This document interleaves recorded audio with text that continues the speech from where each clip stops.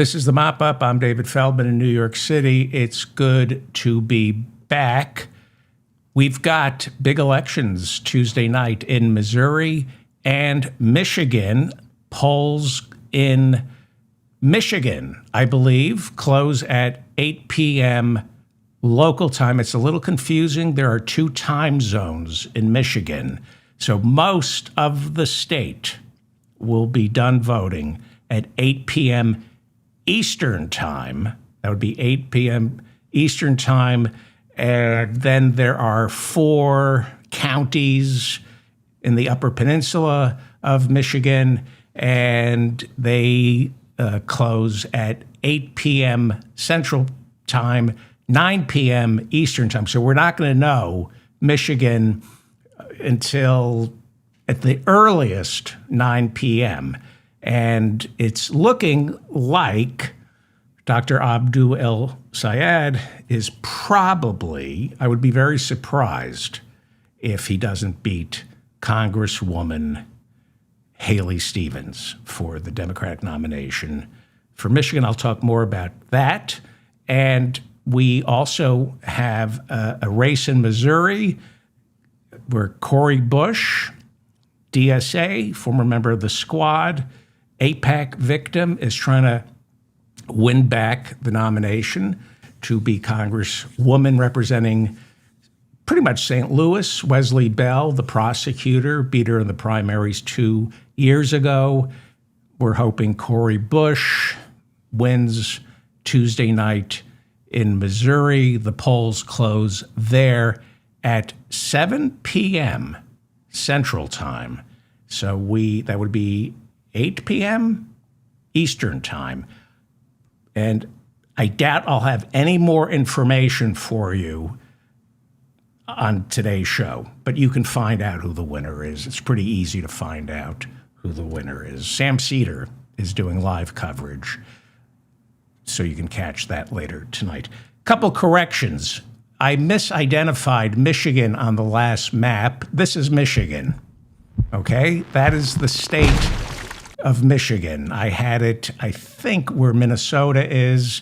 This is Michigan. So I kind of knew I got it wrong. So we begin with more disturbing allegations against Republican Congressman Max Miller, now facing calls from within his own party, possibly from Trump, to step aside amid accusations now of spousal, child, and, according to the Daily Mail, drug abuse. The Daily Mail out with exclusive photos late tonight of Congressman Max Miller's syringe, as well as the congressman holding marijuana-laced gummy bears containing 15 times the legal limit of THC, illegal in Washington, D.C., or Ohio. Recently released audio shows Miller's ex-wife accusing him of having a drug problem. Now, these photos are of needles beside his bed. If they're correct, if they're corroborated, then her accusations doesn't look good.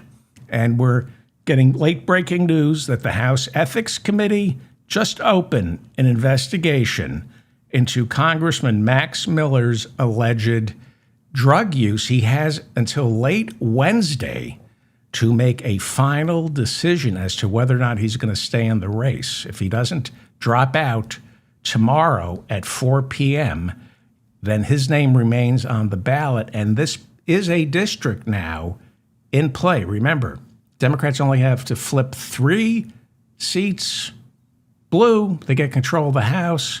Nobody thought Max Miller's seat would be in play. Latest polling shows him behind his Democratic opponent, Brian Poindexter, by 5 percentage points. The story gets worse for Max Miller the longer he stays in.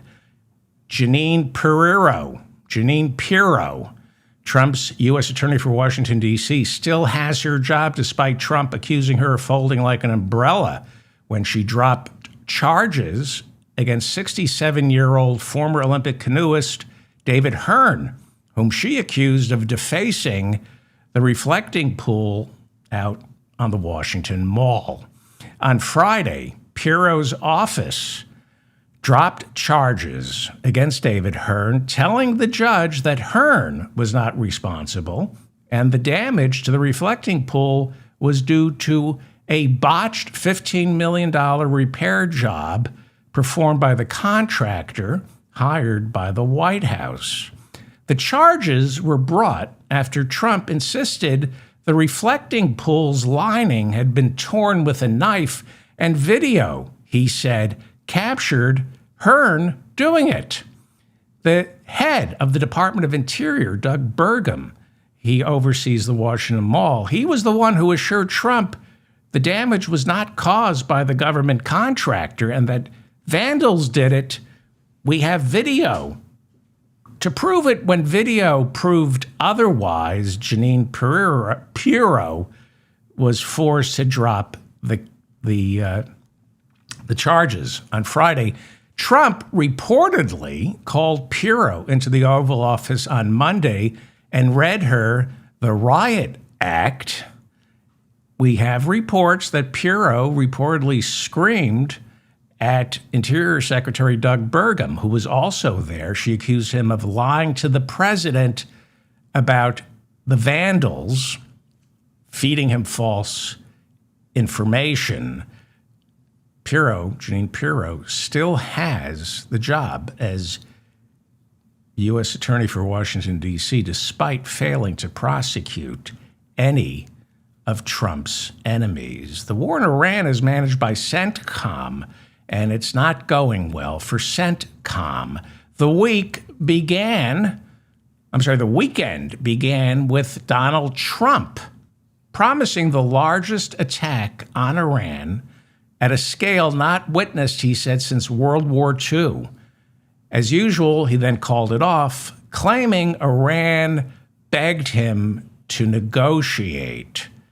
Iran denies they had any communication with anyone from the White House. Iran's foreign ministry saying there are no talks, there aren't even negotiations to begin talks, although maybe we're hearing some talks about the Strait of Hormuz.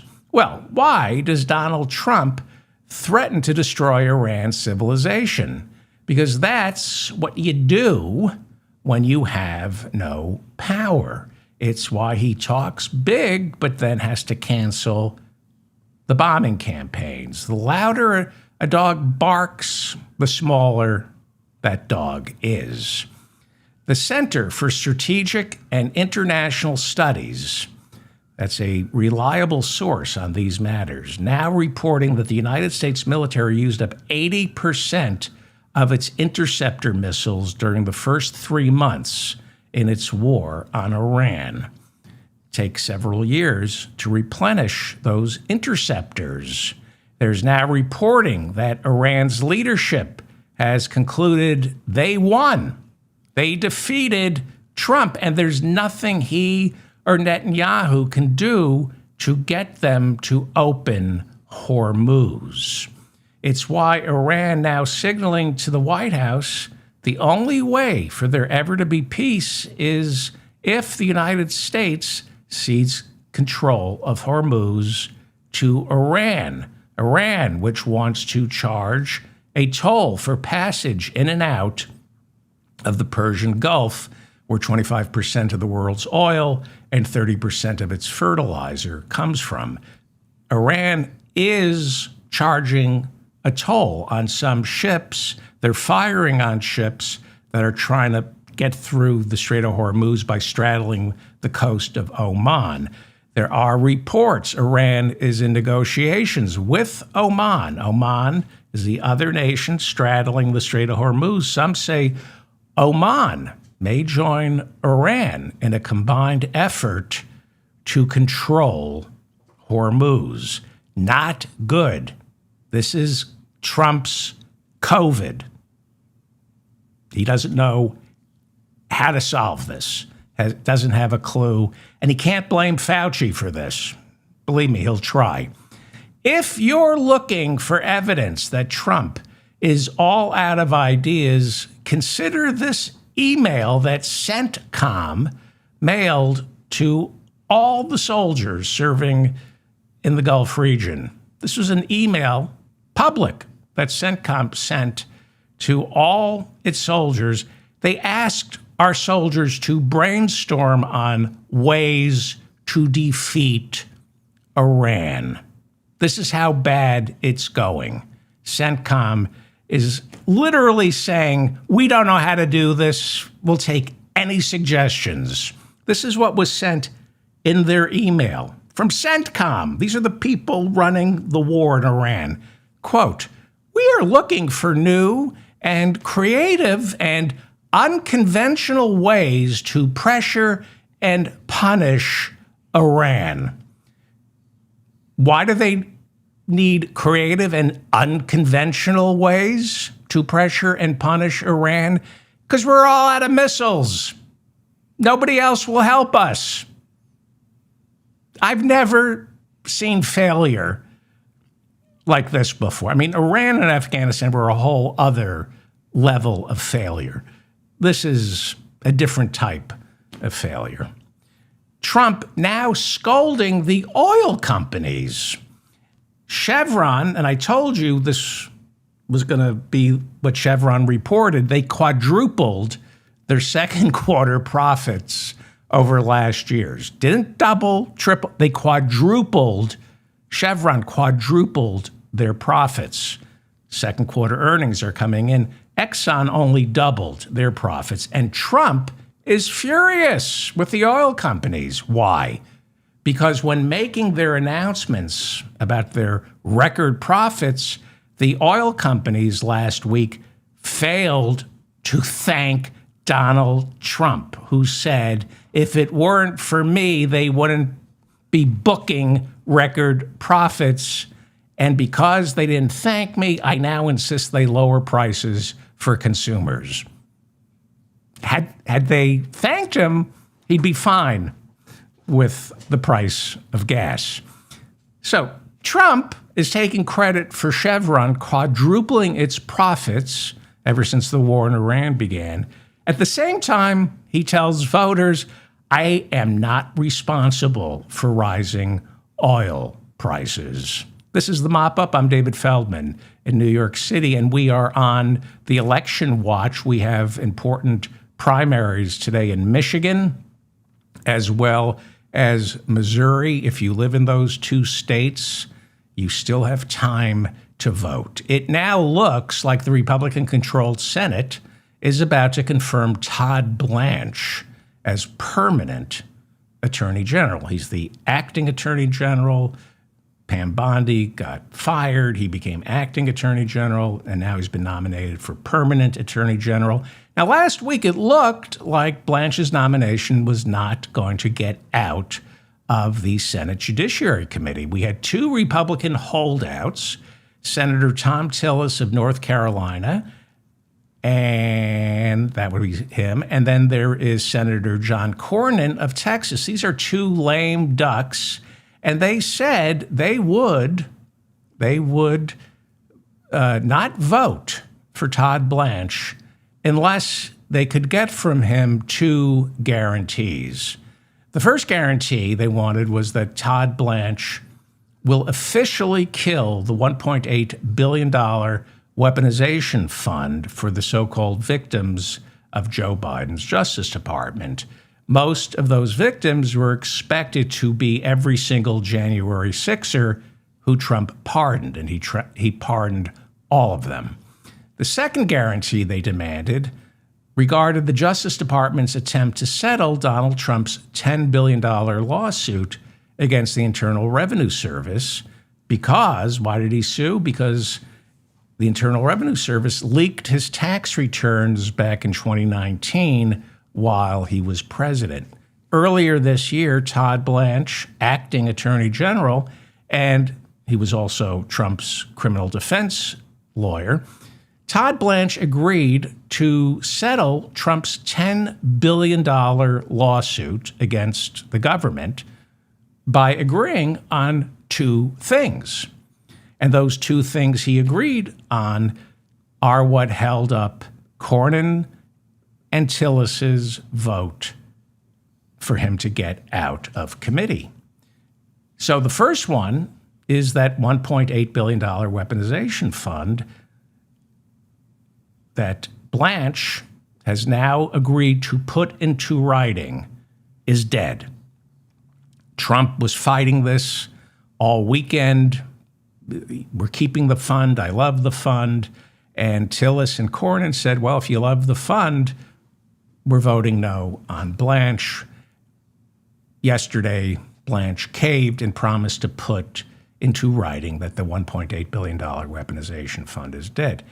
The second guarantee was to drop all the agreement that Todd Blanche made with Trump that Cornyn and Tillis want Blanche to backtrack on. Is Blanche, in the settlement agreement, agreed to drop all ongoing and future tax audits of Donald Trump, his family, and immediate business associates. This is where you see the true cowardice of Cornyn and Tillis.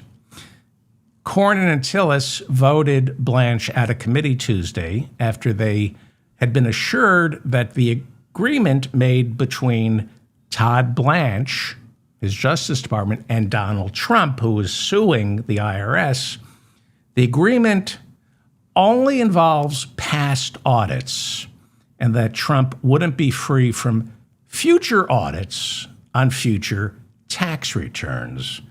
And that's good enough for Thom Tillis and John Cornyn. It is estimated that Donald Trump, at the very least, will now get to keep $100 million he already owes the government. Now, tax audits are secret, so we don't know how much he actually owes, how much the IRS is trying to get from him. He sued the IRS for $10 billion. His former criminal defense attorney is now acting attorney general. He made a deal. We'll settle your $10 billion lawsuit against the IRS. You stop suing the government, and all your audits, past and future, wiped clean. Your family's audits, past and future, wiped clean. Your friends and associates, their tax returns, future and past, wiped clean. We always knew Thom Tillis and Cornyn were going to vote for Blanche. They like to act like moderating forces, but they're just as craven and fearful of Trump as the rest of the Republicans.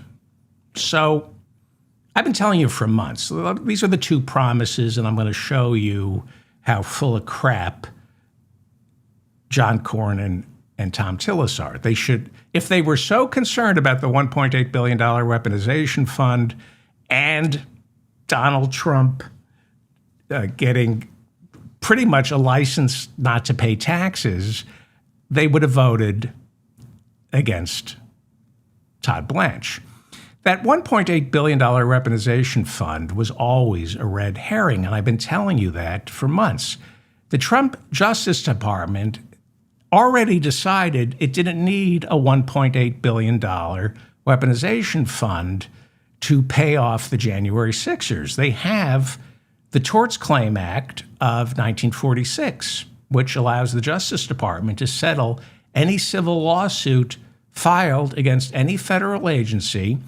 And if the Justice Department, according to the Torts Claim Act of 1946, if the Justice Department wants to settle, they just submit a bill to the Treasury Department, which then cuts a check to the plaintiff on however much the Justice Department decides to settle. Now, let's turn to Trump's immunity. So the $1.8 billion weaponization fund is dead. That doesn't mean the Justice Department won't be using the Tort Claims Act of 1946 to pay the January 6ers. Let's turn to Trump's immunity from audits of all tax returns. Now, this was the lead up to this year's settlement, and it's still in effect, supposedly. What happened? Why did Trump sue the IRS for $10 billion? I believe it was in January of this year.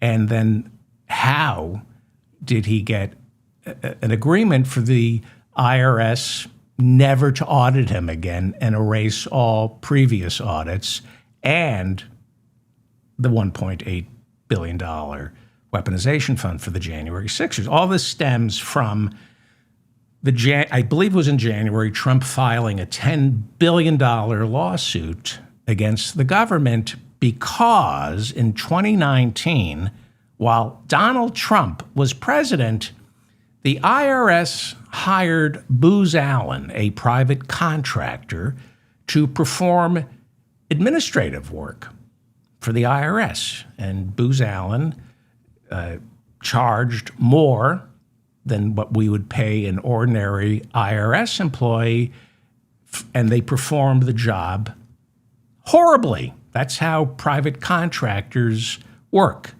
They do government jobs for more money with less efficiency. And one of those Booz Allen employees working over at the IRS back in 2019 was just like that other Booz Allen employee by the name of Edward Snowden, working for the NSA, who both of them decided to leak documents on a massive scale to expose corruption. Edward Snowden did it with the NSA while Obama was president. He was a Booz Allen contractor working for the NSA. We were trusting Booz Allen with our secrets, and we found out, I think it was it Clapper who committed perjury? And Booz Allen was doing work over at the IRS. And in 2019, this Booz Allen contractor, Charles Littlejohn, leaked close to 400,000 corporate and personal tax returns. He leaked them to places like ProPublica and the New York Times in order to demonstrate how little the rich pay in taxes. One of those tax returns that got leaked was that of Donald Trump's. And in the lead up to the 2020 presidential election, because of that leak, we learned what we already knew if you read David Cay Johnston, and that is Donald Trump, when he ran for president in 2016, not only had no money, he pretty much basically never paid his taxes. Littlejohn, who leaked the returns, was sentenced to 5 years in prison. But Donald Trump, who we know owes at least $100 million to the Internal Revenue Service, didn't pay that back. He never went to prison. Earlier this year, Trump filed that $10 billion lawsuit against the IRS, claiming his reputation was damaged by Littlejohn for leaking the truth. Trump wasn't denying what was in his tax returns. He was claiming the truth damaged his reputation. So, one would think a $10 billion lawsuit filed by the President of the United States would be on behalf of all the nearly 400,000 individuals and corporate entities whose tax returns became public in 2019 while he was president. Nope. Donald Trump wants all $10 billion just for himself. So Trump filed a lawsuit in a federal civil courtroom down in Florida. The federal judge assigned to this case, immediately said, I don't see how this can be a trial. She said that in a trial, you need a plaintiff and a defendant to be two separate entities. The judge in the case said, Trump can't be both the plaintiff and the defendant. He is the current president of the United States and was the president of the United States when 400,000 individuals and corporate entities had their tax returns leaked. So the judge said, I don't think we have a trial here.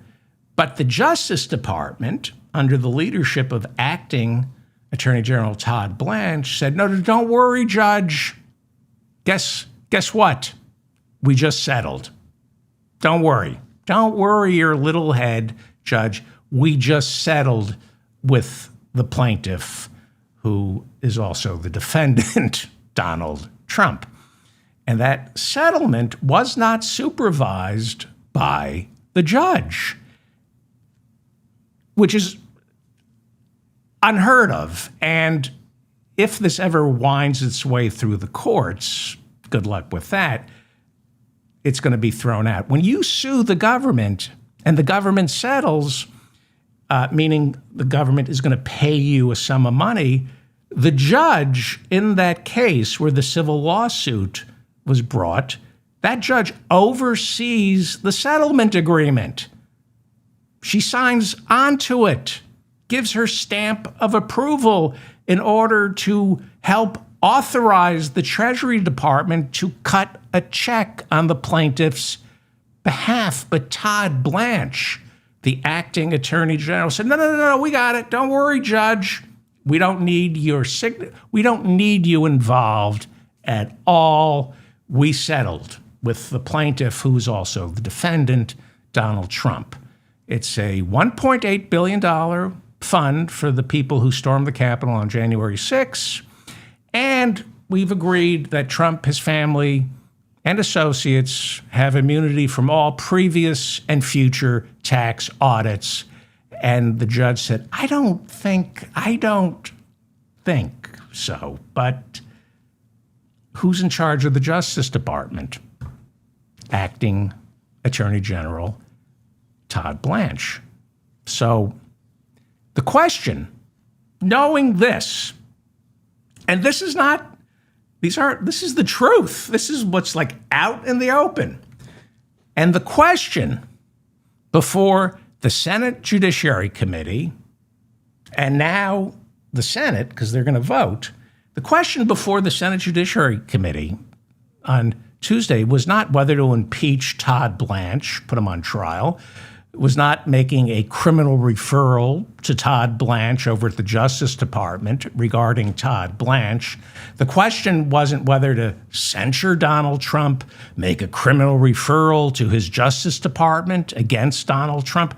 The question wasn't whether the Senate and the House should pass a bill forbidding this weaponization fund, a bill forbidding this settlement that allows Trump, his family, and associates to be immune from IRS audits, past and future.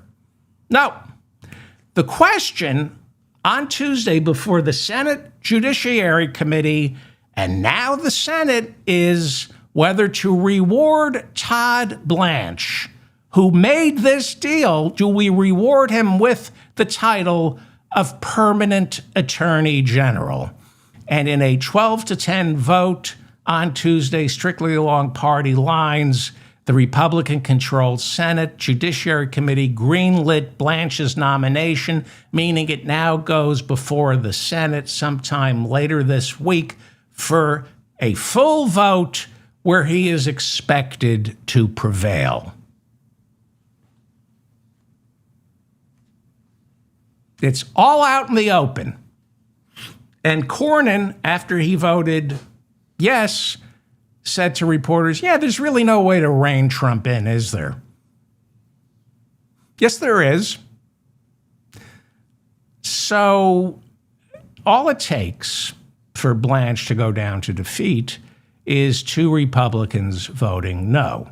If he goes down to defeat, he just remains acting Attorney General. Trump won't replace him. For the remainder of Trump's term, Blanche can stay on as acting Attorney General. So it does take 2 Republicans to vote no.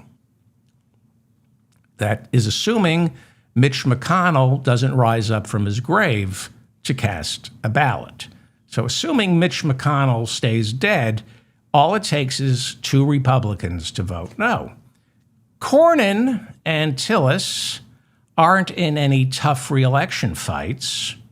They're done. They lost. Or Tillis dropped out and Cornyn lost to Paxton in Texas. They're done, and they're not in the mood to stand up to Trump. And then, of course, there's Susan Collins. So takes 2 Republicans. So here's what I think. If anyone's going to vote no on Todd Blanche, it will be Susan Collins, so long as she can be guaranteed she's the only no vote. It takes 2 Republicans to vote no. So if Susan Collins can be assured she'll be the only one voting no on Todd Blanche and his nomination will go through, she'll vote no. And they count votes this way. This is how things are orchestrated. She can get to vote no if she gets assurances from Murkowski, Dan Sullivan. Who else is in a tough reelection? Well, I'll get to that in a second. If no other Republican announces they're voting against Blanche, then Susan Collins is the one Republican holdout. Bill Cassidy, the Louisiana Republican senator who just got primaried out of office this year by Trump, is he going to vote no on Blanche? He's a medical doctor who voted to confirm Bobby Kennedy for HHS. Maybe, the Alaska Senate Republican Dan Sullivan? Maybe. I don't see him wringing his hands. Murkowski, the Republican senator from Alaska, she wrings her hands. And then there's Ohio Republican Senator John Husted. So they're all in tough reelection fights. They could conceivably want to be that one maverick who votes no. I think, and this is just conjecture, that Todd Blanche will be confirmed narrowly this week with only one Republican voting no, and that would be Susan Collins. That's how I see things shaping up. It's hot in here.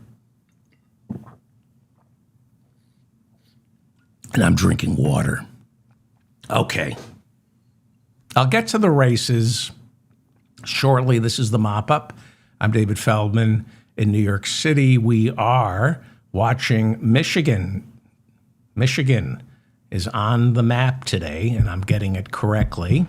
Michigan, we're watching Congresswoman Haley Stevens hopefully losing today to Dr. Abdul El-Sayed.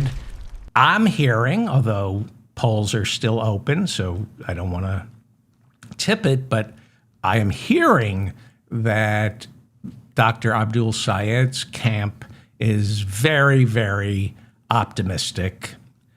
Maybe Missouri, we're going to have bad news at the end of the night. I don't think Cori Bush, although I don't know, I just don't think Cori Bush is going to defeat Wesley Bell and get her House seat back. So we are following this stuff with keen interest. If you would like to subscribe to my newsletter, go to davidfeldmanshow.com and sign up. And if you want the prep that went into today's show, hit show prep and you can read all the articles I read to prepare this show. All right, shall we continue?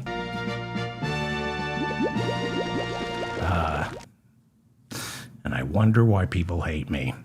Jon Husted is the Republican senator from Ohio, and he's running now to fill out the remaining 2 years left on that seat, which was vacated in 2025 and won in 2022 by J.D. Vance, who in 2025 became vice president.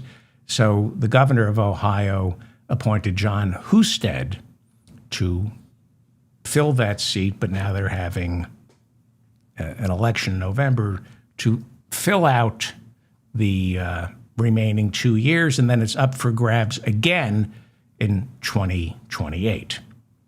Former Democratic Senator Sherrod Brown, who lost his seat in 2024 to Republican Carl Salesman Bernie Moreno, he is challenging Husted, and we are beginning to see the emergence, perhaps, maybe, possibly, of an upset with Sherrod Brown leading Husted narrowly in the Real Clear polling averages. Now, there hasn't been a lot of polling yet, but Brown's chances of flipping this seat blue, they might be improving because it's starting to look like Ohio Republicans might be staying home on Election Day. Here's why. The current Republican governor, DeWine, is not running for re-election. He's been term limited out of office. The Republican nominee for governor of Ohio to replace the Republican Governor DeWine, that Republican nominee is billionaire Vivek Ramaswamy, who you might remember ran for president in 2024 as Trump light. But because he's a person of color, he's actually Trump dark. And that is a big problem inside Ohio's Republican Party. Not only are both Vivek Ramaswamy's parents from India, he is the beneficiary of birthright citizenship, something he adamantly opposes. In other words, he said it was okay for me, but it was a mistake. Not only that, but Vivek's father never bothered to become a citizen. That's one strike. The second strike is he's a person of color. And the third strike, at least for MAGA Republicans, is he's not a Christian.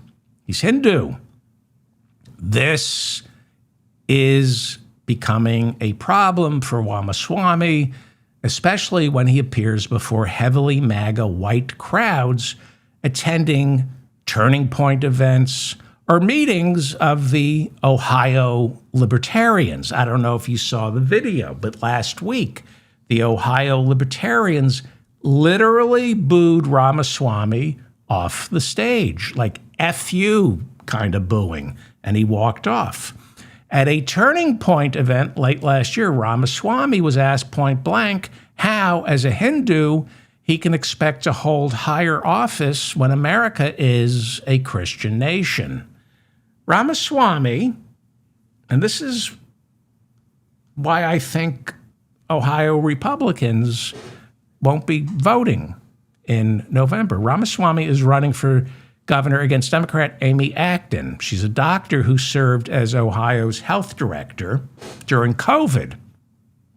Now, that's a ray of sunshine for Ramaswamy because it's hard to get MAGA Republicans who believe this is a white Christian nation to vote for someone who isn't white or Christian or whose parents weren't born here in the United States.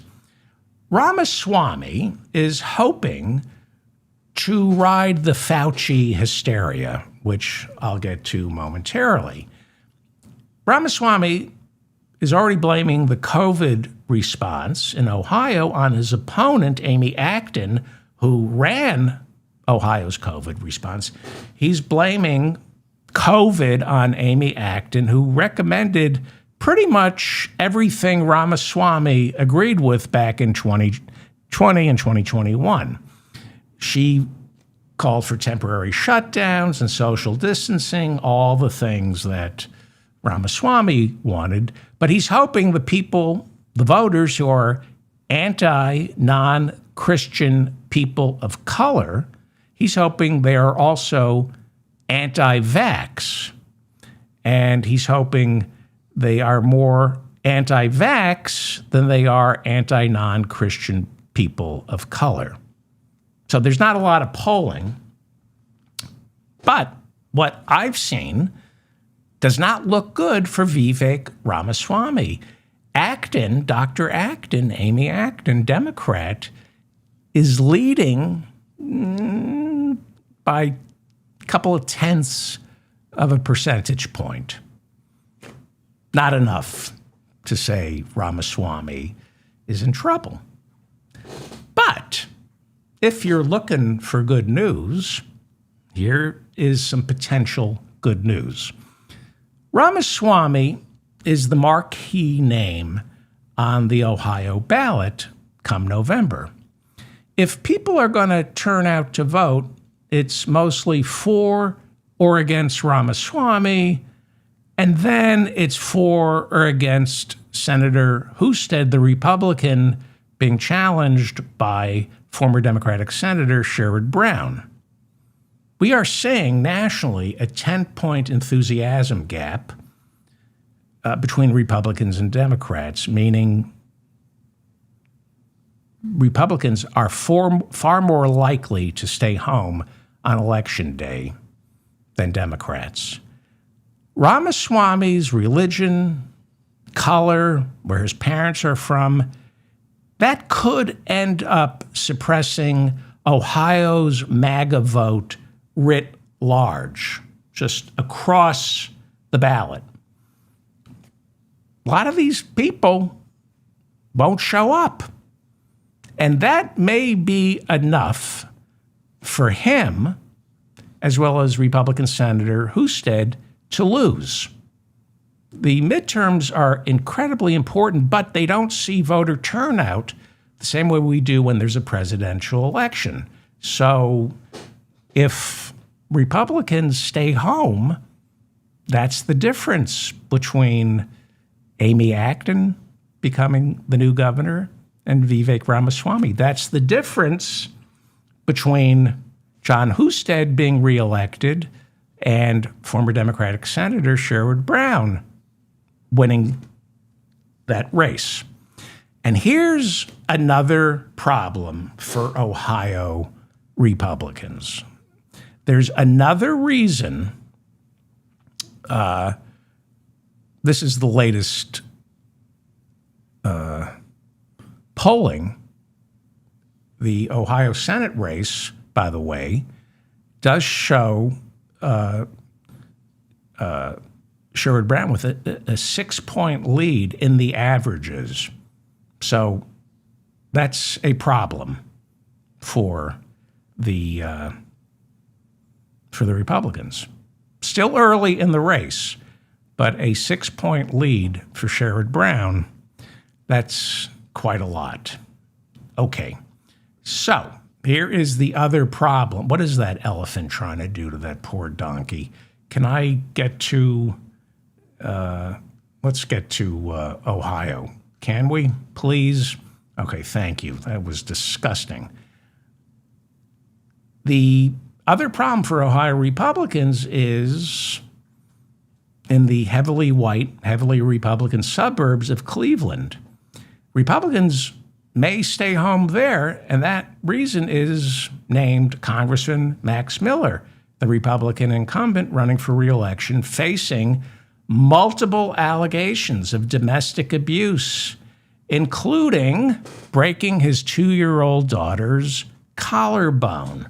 This is Ohio's 7th congressional district, which Trump carried by more than 11 points. But the latest polling now shows Miller narrowly trailing his Bernie-endorsed Democratic opponent, Brian Poindexter, an iron worker with strong union support.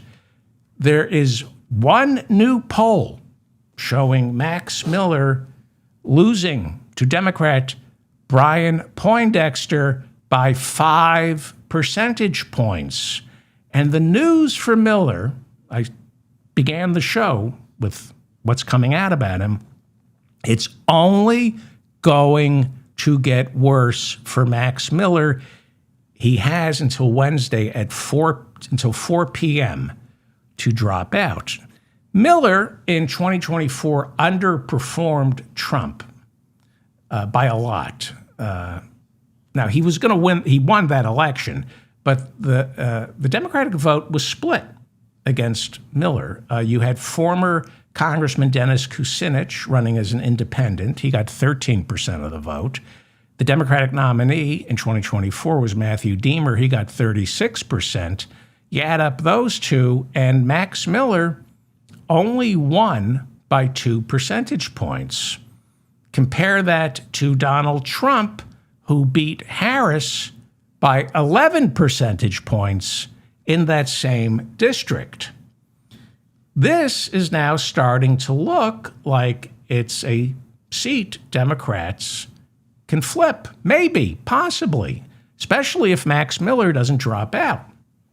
Now, unlike 2 years ago, Dennis Kucinich isn't running as an independent, so the Democratic vote won't be split. There are some independents, but they're not Dennis Kucinich. And unlike 2 years ago, the incumbent, Max Miller, was not facing allegations of spousal, child, and now drug abuse. Again, like Ramaswamy running for governor of Ohio, Max Miller could suppress Republican turnout. If this is the wave election some think it's going to be, Republicans in Ohio just staying home may be enough to do serious damage to Ramaswamy's already damaged campaign and possibly put the Democratic nominee for Senate, Sherrod Brown, over the top in his race against the incumbent Republican, Jon Husted. So this isn't about people saying, I'm not voting for Max Miller, he's a bad man, so I'm voting for his Democratic opponent, Brian Poindexter. And at the same time, I'll vote for Ramaswamy for governor and Jon Husted for senator. That's really not how these things work. The more likely scenario is Republicans deciding, I'm sitting this one out. I can't be bothered. That's how it sometimes works. It's not just about getting people to vote for you. It's also about getting the people who are never going to vote for you to simply stay home and not vote. And Max Miller is a reason for MAGA Republicans to stay home. He has already become radioactive. And if he doesn't drop out Wednesday at 4 p.m., I don't know what he's going to do. I don't know. I don't know. It's going to get a lot worse for him, especially this Thursday when it becomes too late to replace him on the ballot. Now, according to Ohio state law, Republicans have until Thursday to replace Miller on the ballot. Otherwise, he remains the official nominee from now until Election Day. So he has to tell the Republicans Wednesday at 4 p.m., I'm out, and then they can find his replacement. But Miller insists he's not dropping out. And the way these things work is right now, Democrats, Brian Poindexter wants Max Miller to stay in the race. So there is stuff on Max Miller that's going to be coming out, but they are holding fire until after Thursday when Republicans are stuck with him. If Max Miller doesn't drop out Wednesday at 4 p.m., it's going to get really, really ugly for Max Miller. You might remember a lot of stuff about Graham Plattner came out before the main primary. You also might remember I said, trust me, it's just the tip of the iceberg. These accusations, I said, are a warning shot for Democrats to find a new candidate because if Plattner wins the primary and becomes the nominee, more stuff will come out. And it did. It did come out. He won the primary, and he was then forced to step away. So the trick is, if you're digging up dirt on your opponent, you want most of it to come out after it's too late to replace him. What's going on here with Miller? He was married to Ohio Senator Bernie Moreno's daughter. The two met while they were working on Marco Rubio's presidential campaign. So these are good people. They got married in 2022. They divorced last year, and the accusations against Max Miller right now range from his throwing scalding water at his ex-wife, holding a gun to her head, smashing her face against the wall, and breaking their 2-year-old daughter's collarbone. And now we have the Daily Mail out with pictures of his needles that corroborate his wife's accusations that he was a drug addict. He claims he was shooting testosterone, but there was also the pictures of the gummy bears with 15 times the THC levels that are allowed in the state of Ohio and Washington, D.C., according to the Daily Mail. We'll see. And we'll see more. We will see more. Miller worked in the we will see more unless he drops out at 4 p.m. on Wednesday. We know there's more. He worked in the first Trump administration, dated Stephanie Grisham, Melania and Donald's press spokesperson. In her book, she accused Max Miller of being violent with her while they were dating. Even before he entered politics, Max Miller had a reputation for being, to put it mildly, I don't know, a danger to the community, especially women. 20 years ago, while in high school, Max Miller was accused of pushing a woman down a flight of stairs after she turned down his sexual advances. There was drunk driving reports in college. There are reports that he was expelled and or almost expelled after he was accused of being violent with another woman. In 2007, there were reports that Max Miller was arrested and charged with assault, disorderly conduct, and resisting arrest after punching someone in the back of the head.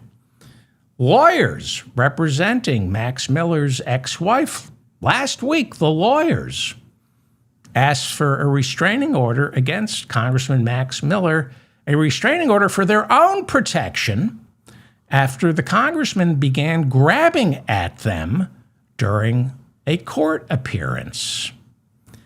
That is what's already come out. If he stays in past Wednesday, more. There will be more.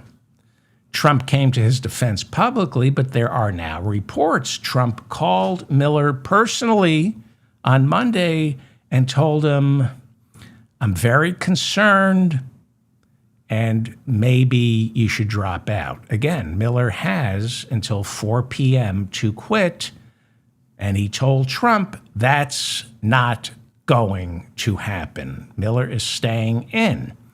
That may be part of the pathology. So he may stay in.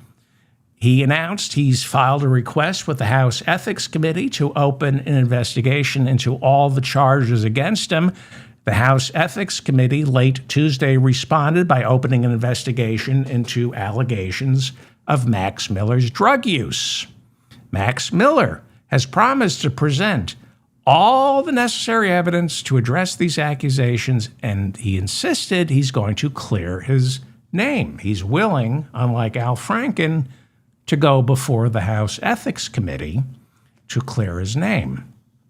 His former father-in-law, Republican Senator Bernie Moreno, remained silent up until this weekend. Throughout the divorce and the custody battles, the senator, remained silent until Sunday.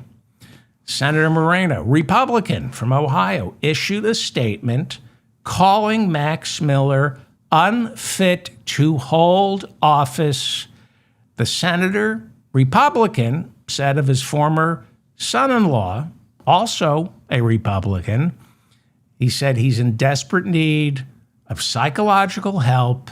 He's a danger to my daughter and my granddaughter.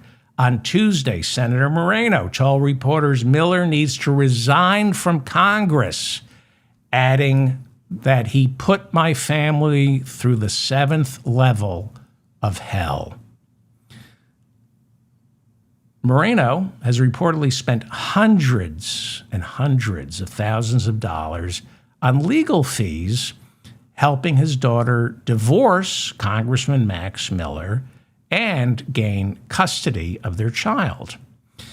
Senator Moreno on Tuesday called Congressman Max Miller, quote, a madman, and then accused him of putting naked pictures of his 2-year-old granddaughter on the internet. Aaron Mink serves as Congressman Miller's attorney in all these affairs. He took the blame. He apologized on Tuesday for accidentally releasing photographs of the couple's shirtless 2-year-old, but insisted there was no genitalia. Lawyers.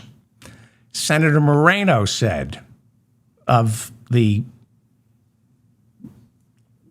pictures of his 2-year-old granddaughter ending up on the internet, Senator Moreno said, quote, my personal opinion is that this is a felony, and every single human being who touched that photograph and transmitted it electronically should go to jail because it is illegal to do that, unquote.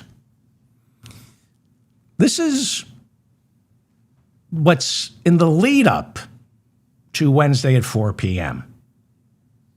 If he stays in past Wednesday, if Max Miller stays in, it gets worse.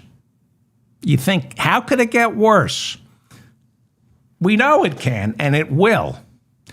Congressman Max Miller responded Monday by saying Senator Moreno's attacks against him are all political. Political. Well, Senator Moreno is a Republican, so why would he be doing this to a Republican congressman if this is all political? What would the political motive be for the Democrat, Brian Poindexter, to defeat Max Miller? Why would Senator Bernie Moreno want to destroy Max Miller politically? Moreno is a Republican. So Max Miller attacked Senator Moreno. This is Republican on Republican violence. This is what Max Miller said of his former father-in-law, Senator Moreno. Quote, Max Miller, if my daughter said the same thing to me about the abuse, I personally wouldn't wait 2 years before holding him accountable. So he's asking, why all of a sudden is Senator Moreno speaking up against me when he was silent for 2 years? And then Max Miller addressed Senator Moreno directly. You know this isn't true, and the only reason you are speaking out now is to hide from your own media circus, unquote. Well, what media circus is Congressman Max Miller referring to? What is Senator Bernie Moreno trying to distract from? Well, most believe this was a veiled reference and accusation that Senator Bernie Moreno is bisexual. which, if you're a Republican, is criminal. 2 years ago, this was the Associated Press reporting that Bernie Moreno, then a candidate for Senate, might have taken out an ad in Adult Friend Finder back in 2008 seeking, quote, men for one-on-one sex. So he's a traditionalist, just one-on-one.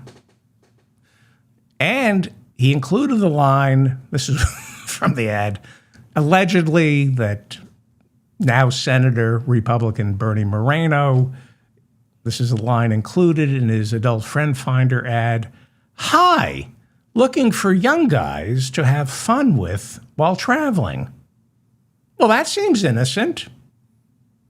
He's looking for young guys to have fun. He said to have fun with while traveling.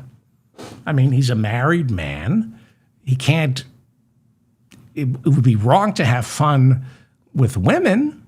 That would be inappropriate. But to have fun with young guys, this is the Republican Party. This is the Republican Party. Now, I don't know if when Bernie Moreno was a car salesman back in 2008, if this was his ad. I don't know. But that's what some people are saying. Senate Majority Leader John Thune was asked if he agreed with his Republican colleague, Republican Senator Bernie Moreno, that Max Miller should resign. And John Thune, Republican, head of the Senate, said, quote, "It's a family matter." Ah, what a good answer. It's a family matter. We stay out of these things. It's a family matter. Whether or not Congressman Max Miller broke his 2-year-old daughter's collarbone, that's a family matter. Throwing scalding water at his wife, holding a gun to her head, and smashing her face against the wall is a family matter. It should be up to the family to decide whether or not that's true. Yes, it's a family matter, and we need to stay out of it. Seems to me if you're the pro-family, pro-marriage, pro-law and order party, that wouldn't be a family matter so much as it would be a criminal matter. Seems to me somebody accuses you of breaking your 2-year-old daughter's collarbone, of holding a gun to your head, smashing your face against the wall, throwing scalding water at you. That doesn't belong in divorce court. Seems to me Congressman Max Miller shouldn't be asking the House Ethics Committee to open an investigation. He should be asking the district attorney's office to open one.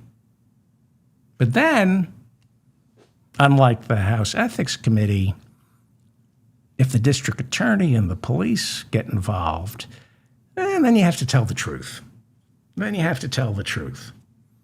It's a family matter. The sanctity of the family. We don't get involved. It's the family. We're pro-family.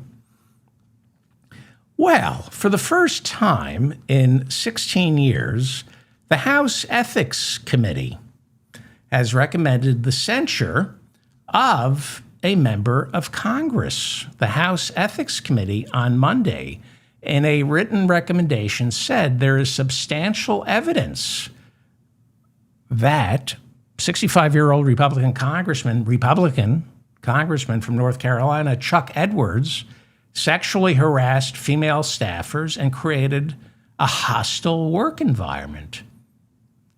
Do you have any pearls for me to clutch? I mean, a Republican congressman creating a hostile work environment?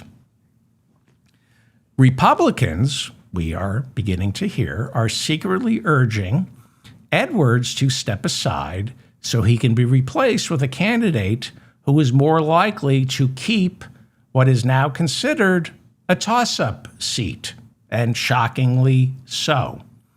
North Carolina's 11th congressional district is now considered surprisingly competitive. Edwards is running against Democrat Jamie Ager. Well, this is the Mop-Up. I'm David Feldman in New York City. Thank you for joining me. Please like this episode so I remain in your feed. Subscribe to my newsletter and go to my website if you'd like the show prep that goes into this show. Hit show prep. Hit the big dig for the notes I'm working off of. There are 90 days left until the 2026 midterms. As I keep telling you, the Democrats need a net gain of 3 seats to win control of the House of Representatives. Kind of interesting, right? And we have to see a net gain of 4 seats to gain control of the Senate, which brings us to Michigan. This is Michigan. I got it wrong on the last show. I knew it was wrong. I said that's not Michigan. The map I made was Minnesota. So this is Michigan.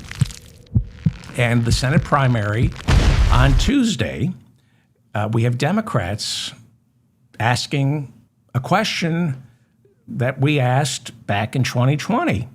Do you win by moving to the left or running candidates who are no different than pre-Trump Republicans? Well, I think the answer actually is both. That's how and why Democrats won in 2020, because of, not despite, because of the internal squabbling. We had the Bernie wing versus the Obama wing, and Joe Biden won because he was forced to answer to both. That's how you win. Doesn't mean the primaries are going to be nice. Congresswoman Haley Stevens is the centrist running against Dr. Abdul El-Sayed to become Michigan's Democratic nominee for Senate.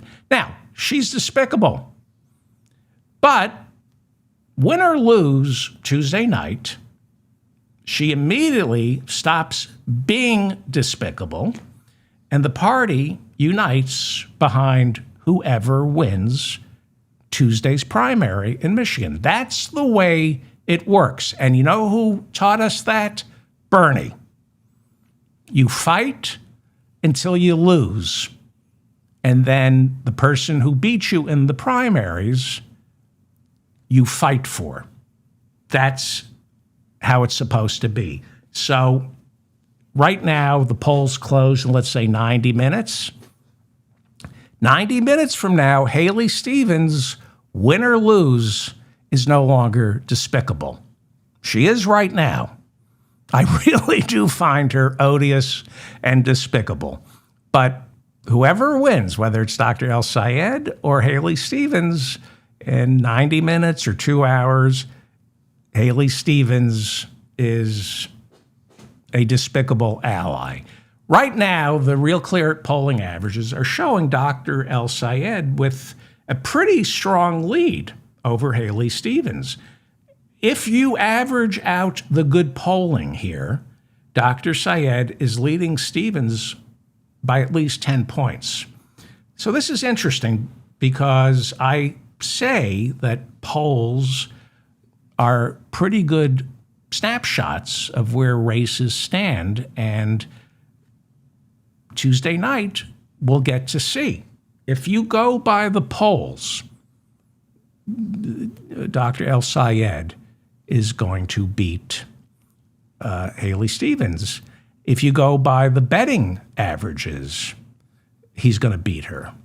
Now, remember, Democrats need a net gain of 4 seats to take control of the Senate.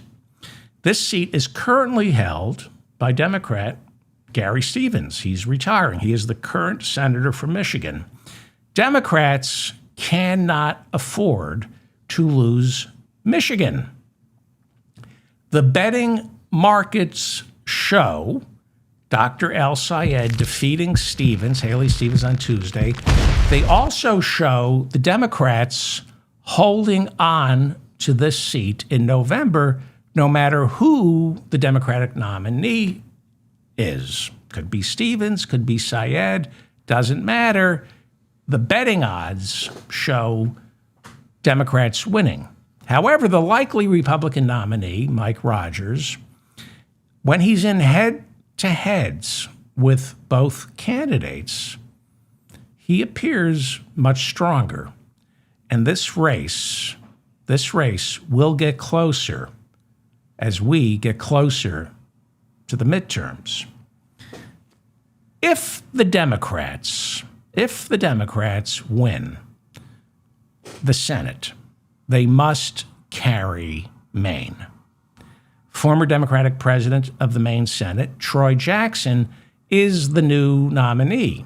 And we have no polling on how he stacks up against Republican Susan Collins, running for her sixth term, who she is perceived as incredibly vulnerable. So the road to the Senate begins in Maine, and then it's in North Carolina. That Senate seat currently occupied by the coward Republican Thom Tillis.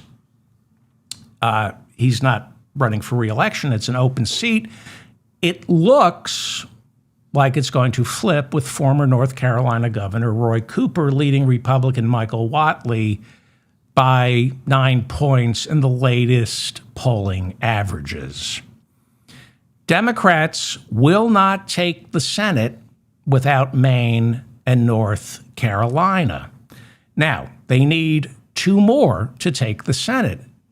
They cannot lose Michigan, and they cannot lose Georgia, where Democratic incumbent Jon Ossoff seems to be cruising to a re-election victory over Collins, but that's Georgia. That tightens.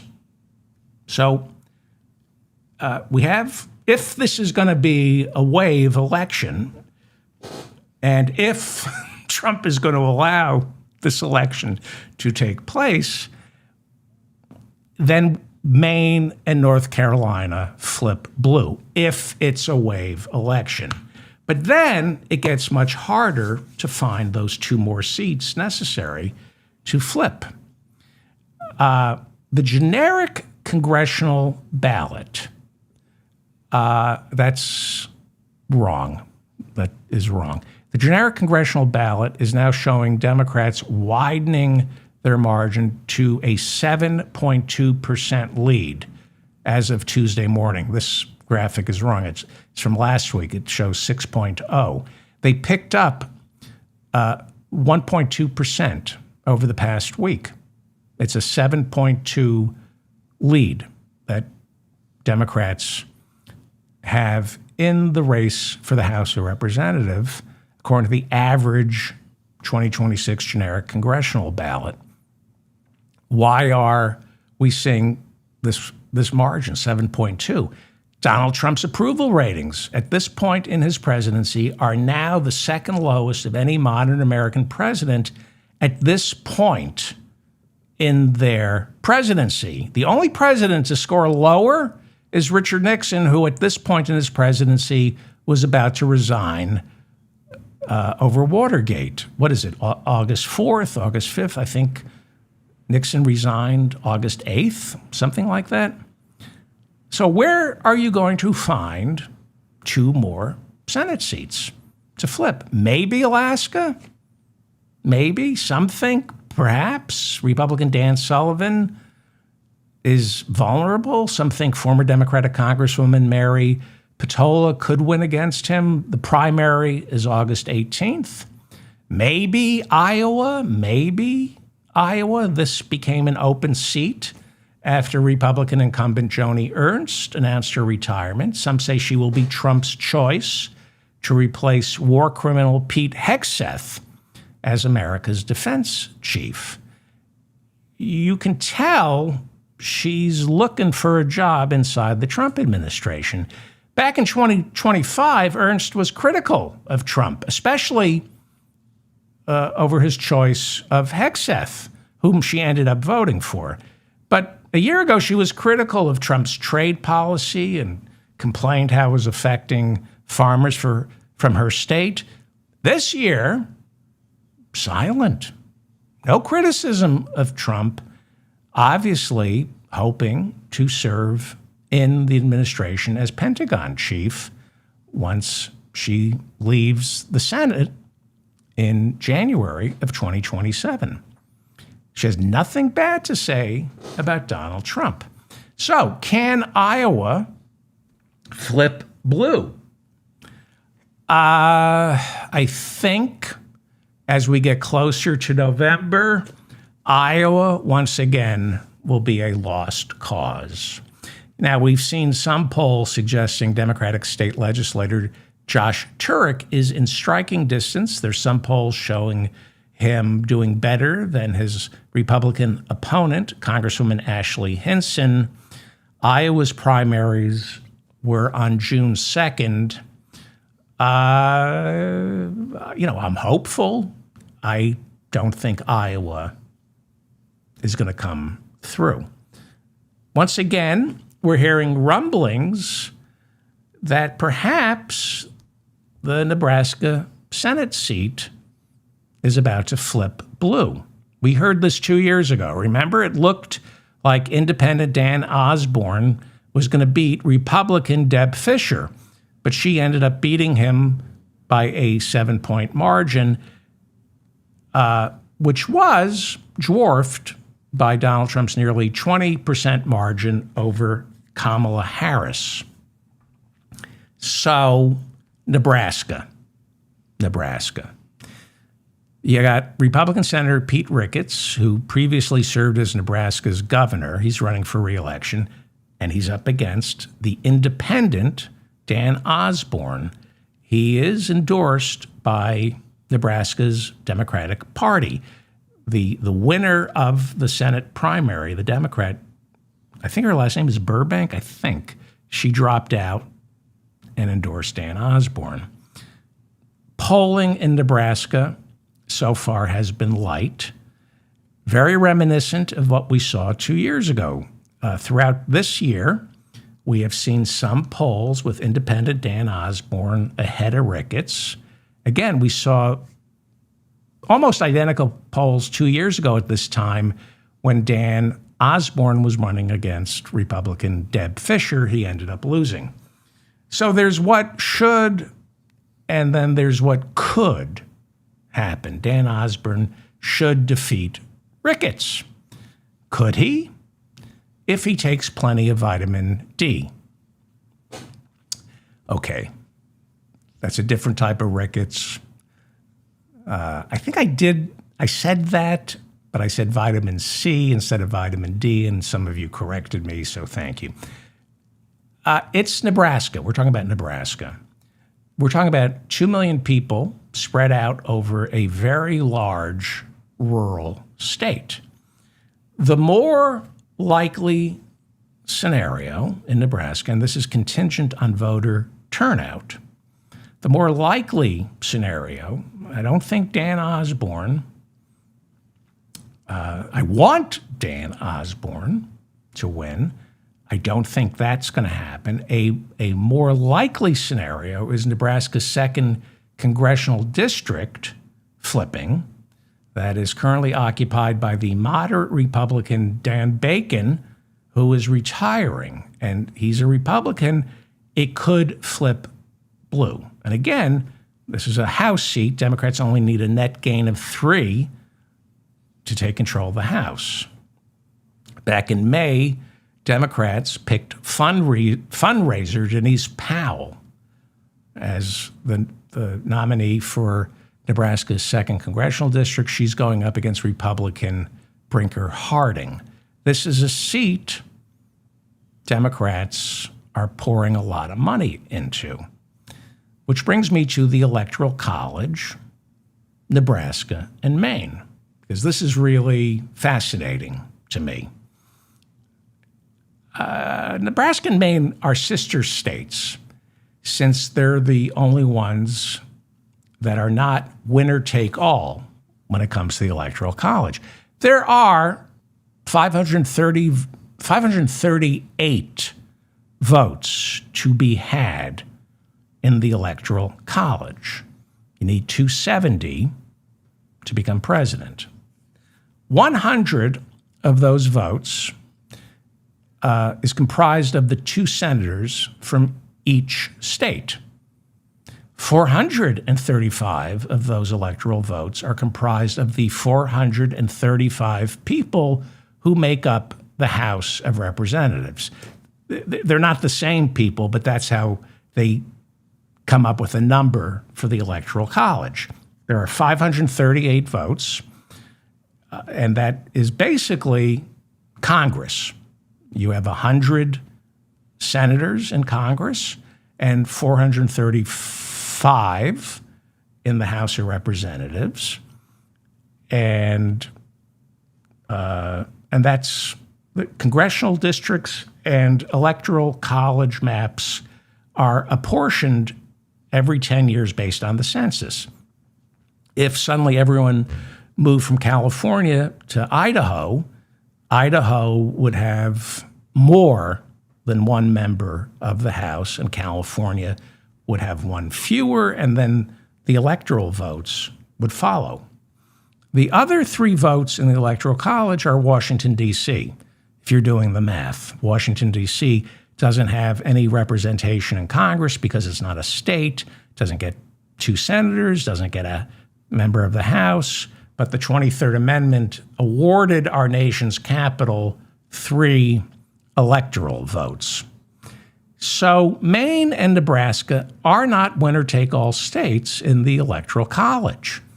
And they have 2 diametrically opposed congressional districts that on occasion defy their state vote.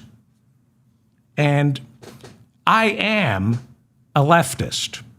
Up until we get the results from Michigan, I hate Haley Stevens. I'm all in on Dr. El Sayed, but I am willing to defend moderate Democrats and moderate Republicans because it's really hard to win some districts and some states.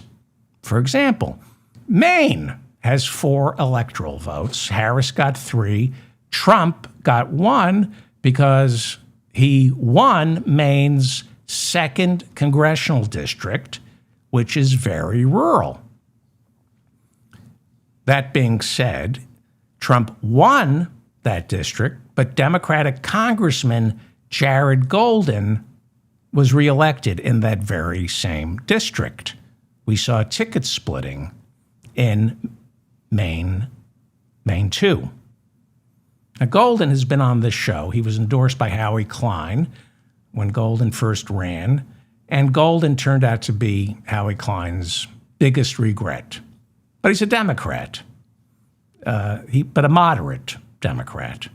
He's not running this time, and his seat is most likely going to flip red.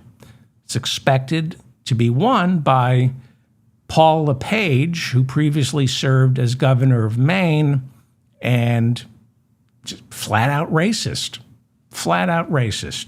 So that's Maine. It's why we have moderates in the Democratic Party.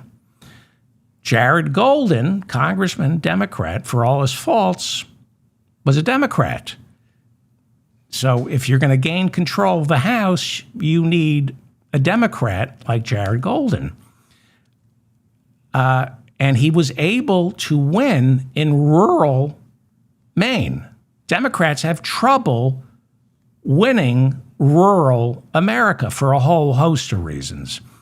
Maine, Angus King is the other senator from Maine. There's Susan Collins running for her 6th term as senator, Republican. Angus King is the other senator from Maine. He's an independent who caucuses with the Democratic Party. and we like him. But he wins in Maine because he's not a Democrat. He's not a Democrat. Rural voters do not like Democrats. Maine's sister state is Nebraska. Dan Osborne in Nebraska ran against Deb Fischer 2 years ago, running against Pete Ricketts. Nebraska, Maine's sister state in the Electoral College, Dan Osborne is trying to do what Angus King does.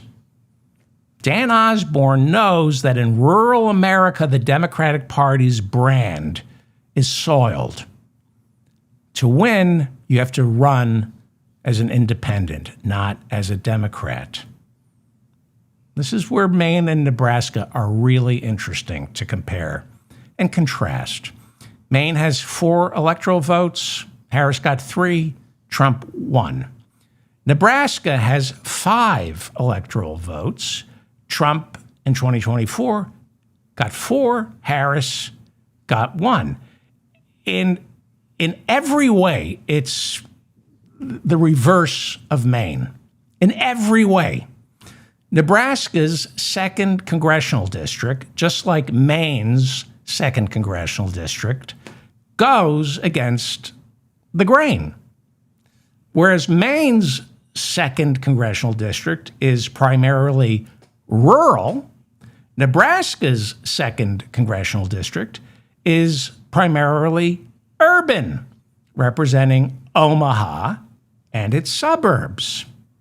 And they call it the blue dot in Nebraska because Nebraska votes for Republican presidential candidates, except for that blue dot in and around Omaha, which in 2024 went for Harris.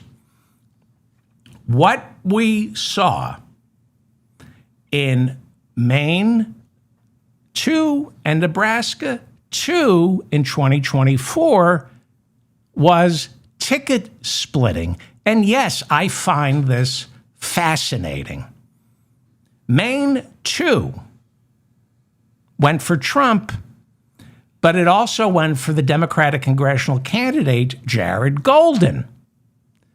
Nebraska 2 went for Harris, but it also reelected Republican Congressman Don Bacon. It's fascinating. Bacon announced his retirement, partly because of the death threats he received after announcing he wouldn't support Jim Jordan's bid for Speaker, so he's done. This is why we have centrists. Nebraska Republican Bacon, like Maine Democrat Golden, are centrists because that's the only way they can win the number 2 congressional district. Maine 2 and Nebraska 2, you got to be a centrist. Because Golden's seat in Maine is likely flipping red, Nebraska 2, Bacon's seat, must flip blue. Right now, it's leaning Democrat. And millions are going to be spent. And it's just going to be a wash if all goes well. LePage is probably going to win Maine 2. So I mention all this because we need Medicare for all. We need free tuition at all public universities. We need to raise the minimum wage, fight the billionaires, the oil companies, cut Pentagon spending, and get the money out of communism. Unfortunately, that sounds like communism to rural America. There is a large swath of the voting public easily manipulated by Republicans as well as Democrats like Haley Stevens in Michigan, who takes in millions to maintain a status quo that in the end makes so many Democratic candidates like Haley Stevens unelectable. it should not be this difficult for Democrats to win over rural voters. All Democrats need to be is the party of Roosevelt, Kennedy, Johnson, and to some extent, Joe Biden. I don't want to get into Biden right now. Everything Dr. Abdul Sayed is running on is popular, which is why it looks, I don't know, but it looks like he's probably going to beat Haley Stevens. We'll see. And then if I'm wrong, I will admit I'm wrong, and then you have to readjust. But let's assume Dr. El-Sayed wins Tuesday night.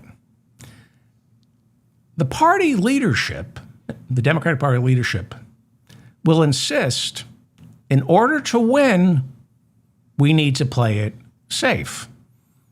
They're saying Haley Stevens is the safer bet. And they say that not because they think that's how you win elections. They say that because they consider Dr. El-Sayed's victory in November a loss, even though they're Democrats. It's a loss because the centrists in the Democratic Party, the so-called problem solvers, if somebody like Dr. El-Sayed or AOC or Bernie wins, they lose not just influence, but lots and lots of money. So they say, play it safe. Safe for the consultant class, safe for establishment Democrats who have $4 million mansions in Virginia and Maryland, feeding off the teat of corporate donors. When centrist Democrats say Bernie can't win, Dr. Sayed can't win, Mamdani can't win, they want you and I to think, oh, they can't win. They're unelectable. That's why they can't win. But what they really mean is we can't allow them to win because they will destroy our cottage industry, which is raking in billions, running candidates who are no threat to the status quo. These are the Democrats, candidates and consultants who come to Washington to improve their own lives, not the lives of voters. So if you come to Washington as a Democrat to improve your life instead of the life of your voters, your constituents, you run candidates who get the most money from the largest number of corporate and billionaire donors, because that money buys the politicians, the Democrats, who will keep things exactly the way they are. And that money trickles into the pockets of all the consultants, of all the pollsters, of all the Democratic lobbyists, all the former Obama, Clinton, and Biden White House officials who profit off keeping things exactly as they are. This is why Michigan is so important. If Dr. El-Sayed wins Tuesday, the dam will burst. It will be very bad for not just AIPAC, but all the corporate donors who want to control the Democratic Party and keep this party from electing candidates who represent the needs of rural America. You know, maybe we can start winning in Nebraska without independence. Maybe we can win Iowa. Got to teach the American people Medicare for all isn't communism. Raising the minimum wage isn't communism. Free tuition at all public universities, taxing billionaires and oil companies out of existence isn't communism, it's survival. Ken Martin is the current chairman of the Democratic National Committee. After Harris was defeated, he ordered an autopsy. That's what they call these things. And he hired an old friend to explain why the Democrats didn't just lose the Oval Office in 2024. They lost the Senate and failed to win back the House. It was a disaster. That autopsy was written, and the party then tried to cover it up. They were eventually forced to release it in a heavily annotated form, and the Democratic Party distanced itself from many of the conclusions as well as the facts. There is new reporting in the New York Times today revealing that one chapter of the autopsy was completely held back, never released. Why? Well, the first reason for that chapter being kept secret is it included a case against the consultant class currently running the Democratic Party. It partly blamed the Democrats' loss on the Democratic establishment, who keep getting richer and richer no matter who wins these elections. According to this chapter, the American voter thinks there are too many Democrats who have a financial stake in keeping things the way they are. Harris just bought a $9 million estate in Malibu. This is a problem. It's okay to own a $9 million estate in Malibu, but you don't get to lead the party of the people because you're not one of us. You can vote for us, but you can't lead us. Most polling shows that Americans do not trust the Democratic Party because it's the party of Nancy Pelosi and her hundreds of millions of dollars. It's the party of Chuck Schumer, whose brother is a corporate lawyer profiting off the White House. His children are lobbyists for Facebook. And it's not the party of Bernie, AOC, Elizabeth Warren, or the Squad, or Cori Bush, who I fear is going to have a bad night in St. Louis tonight. I hope not. I hope she wins. It's hard to win rural America when the faces of your party are Nancy Pelosi, Chuck Schumer, and Hakeem Jeffries.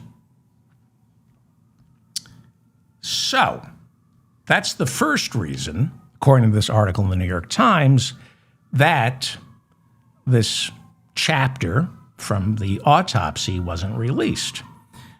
And then the second reason is it said Biden shouldn't have been allowed to run for a second term, that he stayed too long at the dance. That's the other part of the autopsy that the New York Times released, and that they blamed the party establishment and Biden for allowing his candidacy for a second term to go on too long. He stayed too long at the dance. Nobody defends Joe Biden more than I do. Nobody. Well, maybe Jill Biden and Hunter. I do think, in retrospect, looking back, I should have insisted, not that anybody listens, but he should have not run for a second term. Had he not run for a second term, he would have gone down in history as one of our greatest presidents. All he had to do was announce right before the 2022 midterms he wasn't seeking a second term. Now, the Democrats killed it in the 2022 midterms. That red wave we kept hearing about never materialized. They kept the Senate, and they barely lost the House. Barely. Nobody thought Biden was going to do this well in 2022, especially since he had passed so much legislation that Republicans tried to run against. The Republicans were convinced the Inflation Reduction Act, the bipartisan Infrastructure Act, that stimulus package, they insisted it was causing inflation, it was communism, it's unpopular. It turned out to be pretty popular. So had he dropped out before the midterms and said, this is my last term, they might have kept the House. He passed the most consequential legislation before the midterms since Lyndon Johnson. Bernie called Biden the most progressive president since FDR. The stimulus package, the Inflation Reduction Act, the bipartisan infrastructure bill contained within the generational change. I don't know when the CHIPS Act was passed. I don't know if it was passed before or after the midterms. Not only that, Biden took COVID off the front pages by marshaling the United States government in a way Donald Trump had no idea how to do, and he got those vaccines out the door. That's how you respond to a crisis. Donald Trump was a complete disgrace. And now they're attempting to rewrite the history of COVID by blaming Dr. Anthony Fauci. This is a concerted effort from Trump, starts with Trump, to deflect the blame away from Trump and onto Anthony Fauci. Okay? So, Anthony Fauci never said the vaccine would prevent COVID. Never said it. He said it would lessen the severity. Now, the talking point you hear is, oh, he lied about the vaccine. He said it would prevent COVID. No. That's what the polio vaccine does. From day one, he said the vaccines make the disease less deadly. Why did he say that? Because they do. He admits that he said masks don't work. Initially, he said masks don't work. He said, I had to say that because there was a shortage of masks for our emergency workers.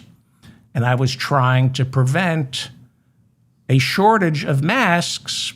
The same people were stocking up on toilet paper. He didn't want them stocking up on masks. Sometimes, in times of crisis, you have to say certain things, which he took back. Did he fund gain-of-function research at the Wuhan lab? Maybe. But many of the scientists who claim COVID originated from a lab, many of them say it came from a lab in China, but they're not sure it was actually the one in Wuhan. Republicans and Bobby Kennedy have been trashing Fauci because they're sucking up to Trump and they're anti-vax. Now, why are they anti-vax? They're anti-vax because they're anti-science. They're anti-medical establishment. Why? Because they don't want the American people trusting doctors. They trust doctors, but they don't want the rest of us trusting doctors. They don't want Americans trusting medicine. Because if all Americans trust medicine, then they're going to want some. So the people who sow distrust in science do so primarily because they don't want to pay for Medicare for all. They want to keep the for-profit health insurance companies in business. But if everybody trusts doctors and science, then everybody is going to want medical care. By getting Americans not to trust Fauci, not to trust the vaccine, not to trust the FDA or the CDC, you distract Americans from waging war on their real enemy, the health insurance industry. It is unconscionable that Fauci is the face of all this anger and blame when it is the health insurance industry which is killing millions of people every year. The people attacking Fauci are the same people trying to convince Americans they need less, not more, medical care. They are attempting to convince Americans that when the health insurance company refuses to give prior authorization for an operation, they're actually saving your life because doctors and the medical establishment can't be trusted. We're helping you by denying you this operation. Because when Americans don't trust science, they don't want any of the benefits that come from science. And if they don't trust science, they don't believe man-made climate change is real. If they don't trust science, you create MAGA morons who become susceptible to lies and conspiracy theories. This is why they go after Fauci. You can't elect Republicans if people trust science. Once you are trained to stop trusting scientists, then you have an open mind. And you begin listening to Joe Rogan, Bobby Kennedy, and I made the mistake of listening to the Young Turks over the weekend. Now, I like Cenk. He's been on this show. I've been on his show. I like Ana Kasparian. She's been on her show. She's been on this show when I had guests. They are like Bill Maher. Despicable. They are shills who present themselves as our allies, but they are the cancer within the Democratic Party. They are a cancer. And when you're a cancer, you're going to hate science. I listened to these people attacking Fauci, Cenk Uygur, and Ana Kasparian. And I don't want to pile on because they get enough heartache. Apparently rightfully so. I watched these so-called Democrats do an entire segment attacking Fauci. I watched the segment waiting for legitimate scientific claims against Anthony Fauci.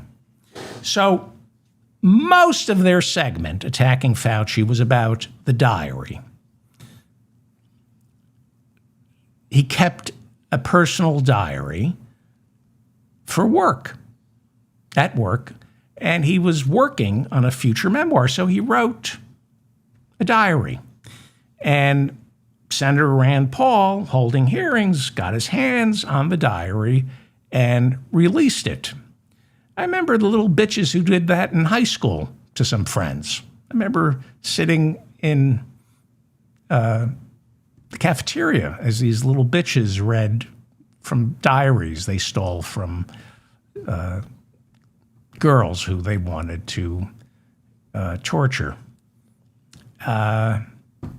So Rand Paul's just a little bitch reading a diary. Like, that's going to tell you anything? And all the critics in the service of Trump, because remember, Trump totally crapped the bed on COVID. Got to rewrite history. Got to make it Fauci's fault. Fauci. Well, why didn't you fire Fauci if he was so bad? They are having a field day with Fauci's diary. Turns out Fauci admitted in his diary that he likes being famous. He likes all the attention. He likes the media turning to him and praising him. And Cenk Uygur and Ana Kasparian found that same trait that they possess, they found that to be detestable. I couldn't care less that Anthony Fauci wants to be famous. So the Young Turks, Cenk and Anna, spent pretty much the entire segment on Fauci's diary, because you can't attack him on the science, so you have to attack him personally. I watched, I listened. They kept talking about the diary. And I kept thinking, and this was like Peggy Noonan's piece in the Wall Street Journal, going after Fauci, the diary, go after him on the science. Can't do that. So what did Fauci get wrong? Well, finally, the Young Turks told me. Ana Kasparian, who is not a scientist or a journalist or a Democrat, declared everyone agrees COVID originated from a lab leak, specifically the lab in Wuhan.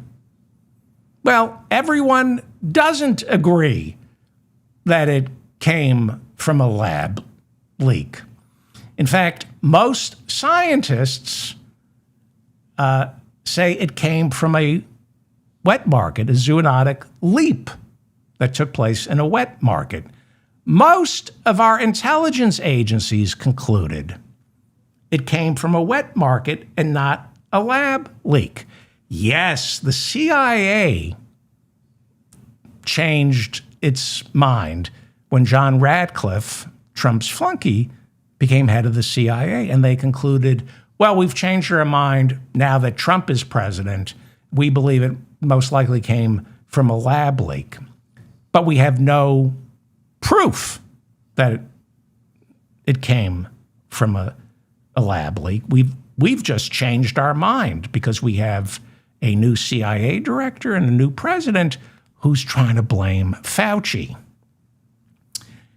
Ana Kasparian then said Fauci was funding gain-of-function research in order to make bioweapons, presumably for the Pentagon.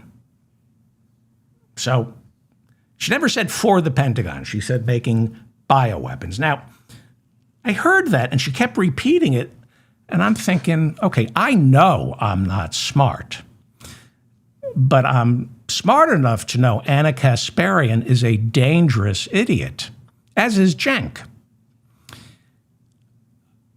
When you have to attack Fauci, mostly because of his ego, you got nothing. Then, when you try to present evidence against him, you have to lie.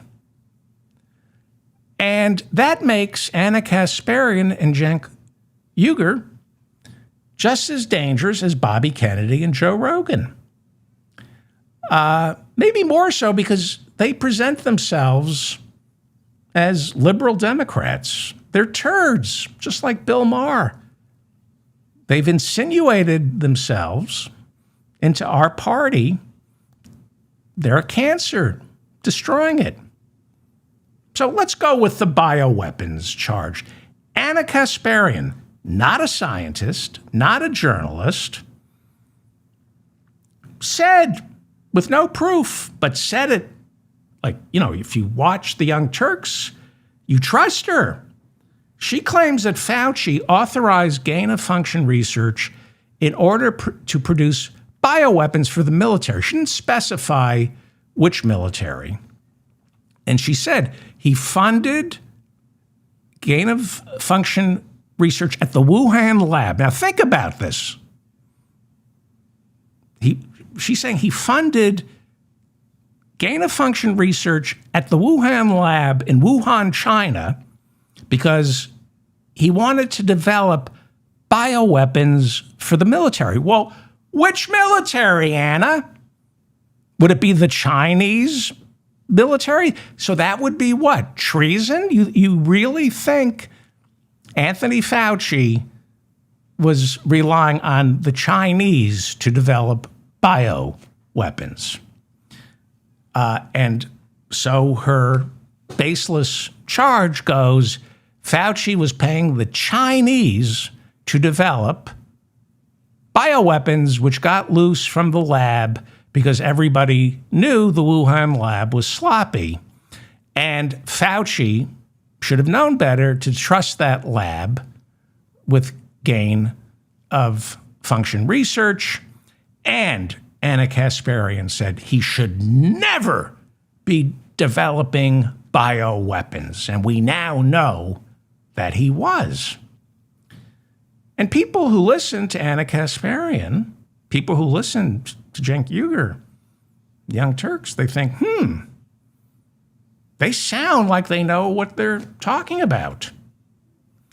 There is zero evidence, none, that Fauci hired the Wuhan lab to develop bioweapons.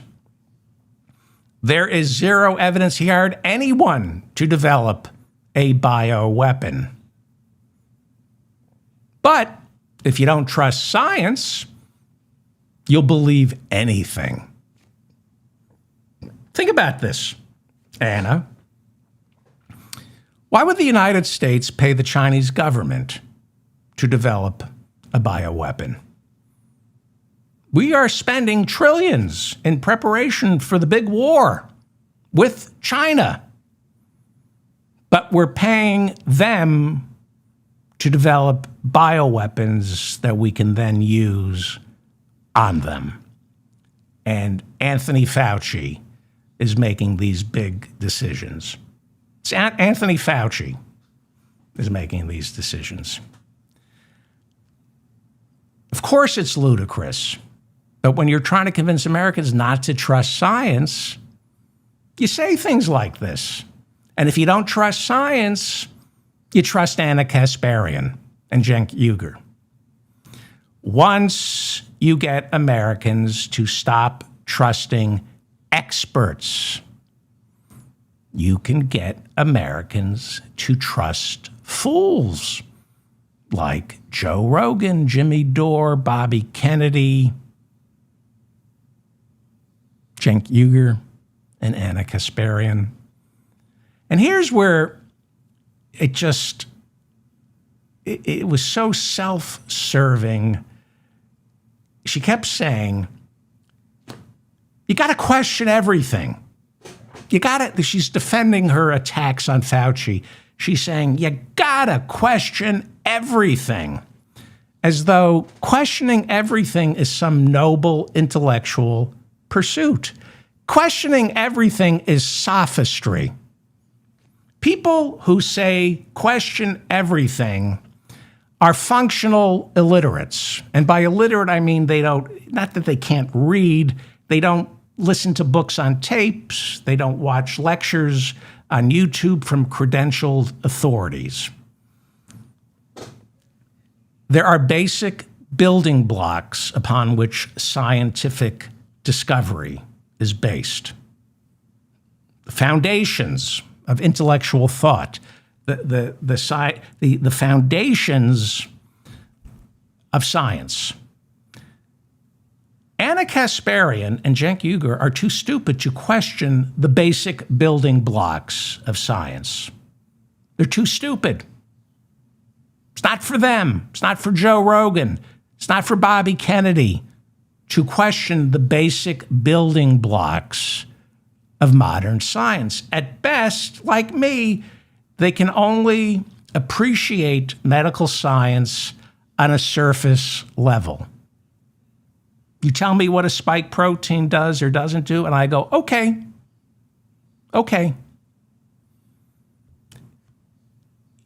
You are required to assume that the basic building blocks upon which scientific discovery rests, those basic building blocks are sound.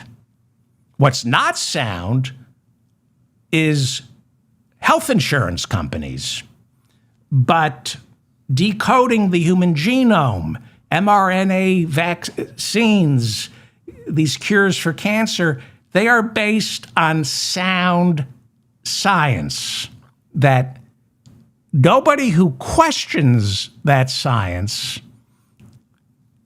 is capable of understanding.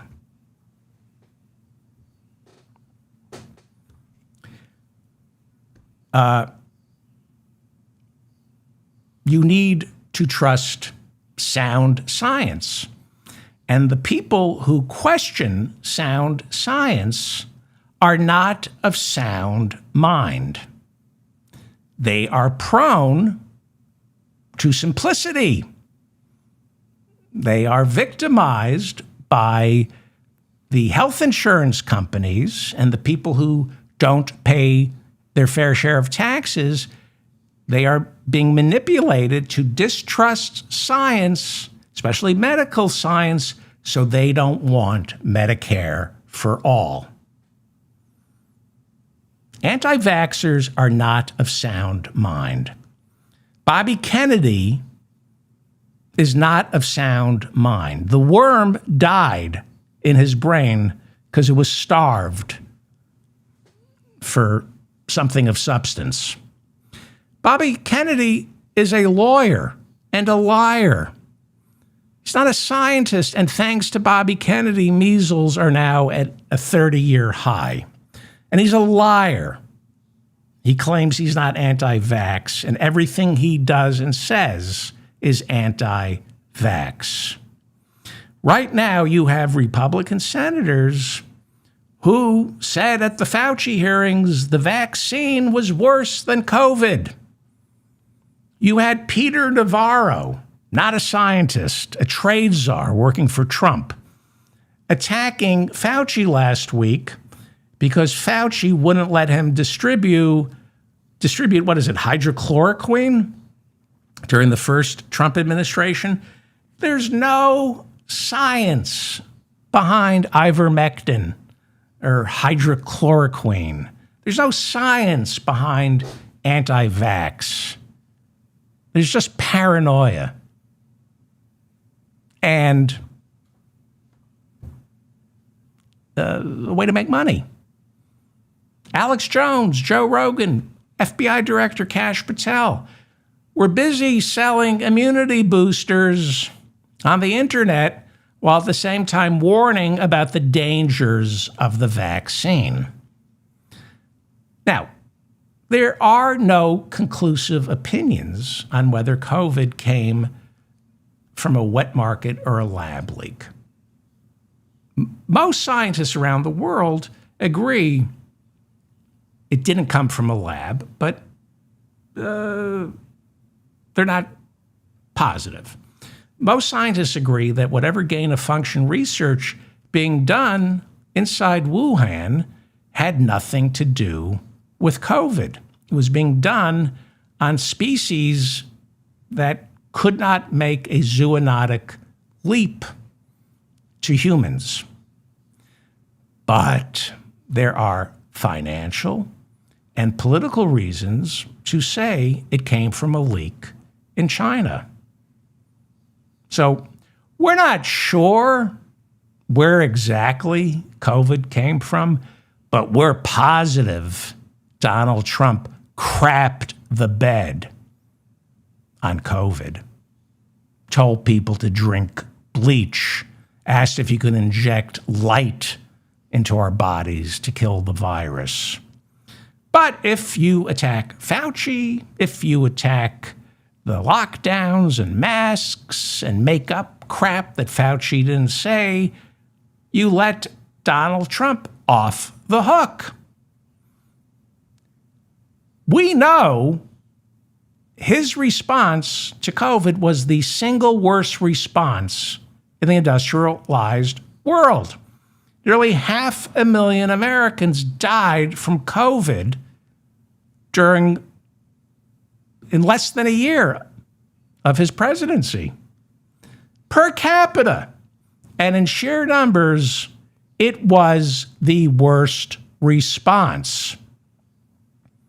Somebody's got to be blamed for this.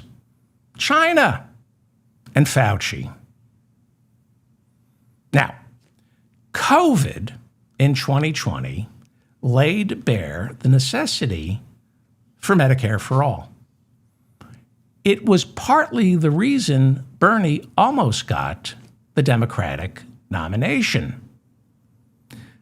This is why Trump and the people who don't want Medicare for all make COVID all about Fauci, or they make it about the Chinese, the Wuhan lab leak, because you cannot make it about our indefensible for-profit health insurance industry, which kills millions of people. The vaccine isn't dangerous. But if enough Americans think it is, they won't demand their health insurance company provide it for free. I'm David Feldman, reminding you to stay strong and protect the weak. Let's go to our Lindsay cam. This is Lindsay cam. Look at that. He's still trying to get into heaven. Thank you for listening. Please subscribe to the show wherever you get your podcasts. What else? What are the things you need to do? Thank you to Bob and Mila in the chat room. Oh, wait, I had something I wanted to try. Hang on. Let me see if I can do this right. Is it working? Oh, good. Okay. This is a reminder of everything I'm supposed to tell you. We go live every Tuesday, Thursday, and Sunday at 6:05 p.m. Eastern. Go to davidfeldmanshow.com for my show prep, and you can also read all the notes that I go off of to do this show. It's called The Big Dig. You just have to click on The Big Dig and get my show notes and leave a comment. I issue corrections. I think that covers everything. My next show is, today is Tuesday, the next show is Thursday. I'm going to make some predictions because I like to make predictions as the end of the show. I don't like to make predictions. There's what I hope for and what I think Dr. Abdul El-Sayed is going to beat Haley Stevens. I fear that the great former Congresswoman Cori Bush, I fear in Missouri she will lose to the incumbent Wesley Bell in Tuesday's primary. And I don't know how sick Max Miller is. If he drops out Wednesday at 4 p.m., that means he isn't that sick. If he stays in, it means he's incredibly sick and it's going to get really ugly for Max Miller. So I hope he stays in. I hope Max Miller doesn't drop out. And I hope Cori Bush wins. I will see everybody Thursday at 6:05 p.m. Thank you.